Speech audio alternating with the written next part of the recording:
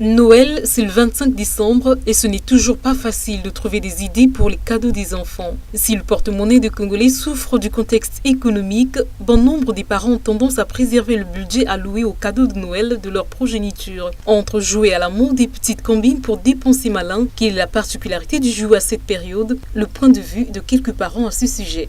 Personnellement, je ne peux pas vivre au-dessus de mes moyens.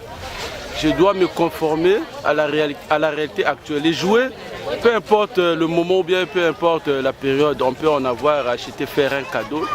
Il n'est pas obligatoire de payer les jouets pendant la période de fête d'année. Si on n'a pas de moyens, bon, on ne peut pas faire autrement.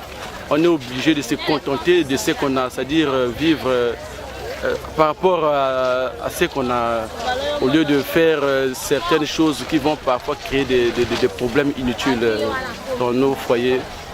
C'est une période qui est vraiment très difficile pour les parents.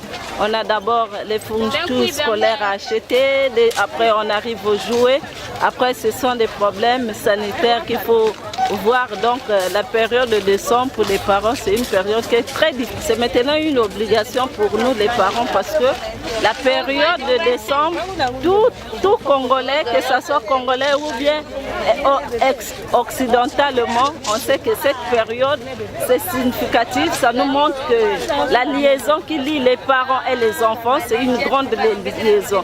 Donc on ne peut pas s'en passer pour des jouets des autres trucs de la nature. Non, quel que soit, ils n'ont pas raison parce que ce sont des choses très anciennes qui sont restées avec ce style-là qu'on ne peut pas s'en passer. Donc on est obligé de vivre avec ce genre de style. Complimenter un enfant, l'encourager, l'aider à se développer, à se faire plaisir. Les parents ont le devoir d'apporter tant soit peu un gain d'amour à leur progéniture en cette période plus que particulière.